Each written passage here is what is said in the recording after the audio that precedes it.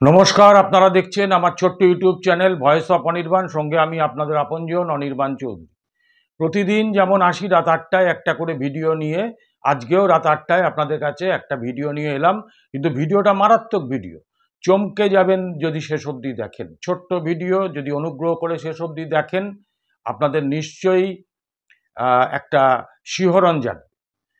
আমি মূল ঘটনায় আসার আগে আপনাদের কাছে শুধু দুটো ছোট্ট অনুরোধ করব।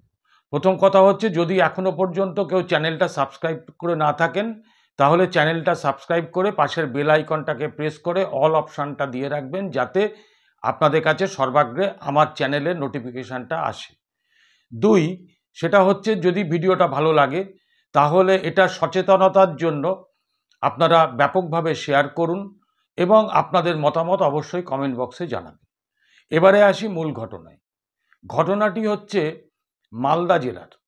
মালদা জেলার চাঁচলে নদিয়ার পরিমল কুণ্ডু নামক এক ব্যক্তি 17 থেকে 20 সাল অবধি সেখানে একটি প্রাথমিক স্কুলে শিক্ষকতা করতেন। সেই সময় তার সঙ্গে বন্ধুত্ব গড়ে ওঠে স্থানীয় এক যুবকের, যার নাম হচ্ছে গোলাম সারোয়ার সিদ্দিকী। এখন সেই বন্ধুত্বের কারণে পরিমল কুণ্ডু তাকে একটি প্রস্তাব দেন।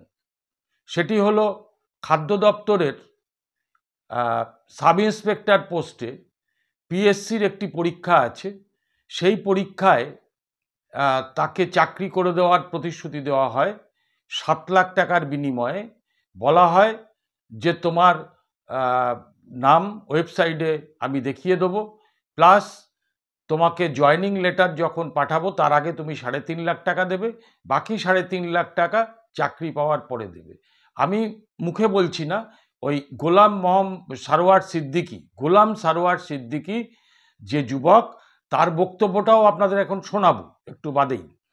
তো এখন বিষয়টা হচ্ছে যে কিছুদিন পরে গোলাম সারোয়ার সিদ্দিকীকে পরিমল কুণ্ডু বলে যে তোমার নাম এই পিএসসির ওয়েবসাইটে উঠে গেছে। গোলাম সারোয়ার সিদ্দিকী তিনি দেখেন সত্যি সত্যি তার নাম ওই পিএসসির ওয়েবসাইটে খাদ্য দপ্তরের সাব ইন্সপেক্টর পোস্টের চাকরি প্রাপক হিসাবে উঠে গেছে। গোলাম সারোয়ার সিদ্দিকী তিনি তো আকাশ থেকে পড়েন যে আমি চাকরির ফর্মই ফিল আপ করলাম না, আমি পরীক্ষা দিলাম না, আমি কি করে চাকরি পেলাম। তার মধ্যে একটা দ্বন্দ্ব জাগে। সে তখন মনে করে যে ওই ওয়েবসাইটটা যাতে তার নাম আছে সেই ওয়েবসাইটটা ভুয়ো বলে সে মনে করে, এবং মনে করে সে তখন মালদার চাঁচল থানায় যায়। চাঁচল থানায় গিয়ে পুলিশ আধিকারিকদের সঙ্গে দেখা করে, তাদের কাছে লিখিত একটি আবেদন করে।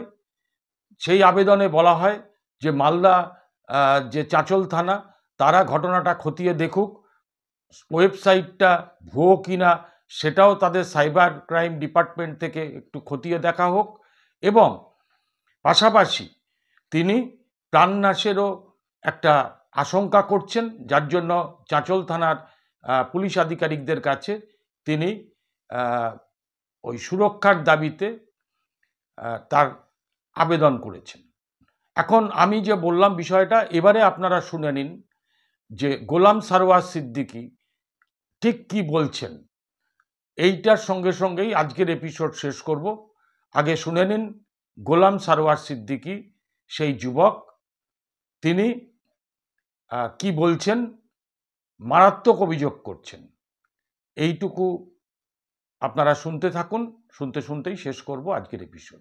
আমি ওই টাকা মারফতে চাকরি পেয়েছি এরকম বলে জানাই দিয়ে, এবার আমাকে এখানে হঠাৎ করে একদিন মেসেজ করে যে একটা চাকরির খবর রয়েছে ফুড এসআইয়ে, 7 দিনের মধ্যে জয়েনিং করিয়ে দেবে, জয়েনিং করার পর টাকা নেবে, এরকম বিভিন্ন ধরনের প্রস্তাব দেয়। পিএসসির ওয়েবসাইটে রীতিমতো উনি নামও তুলে দেয় গত 14 তারিখে পিএসসির ওয়েবসাইটে।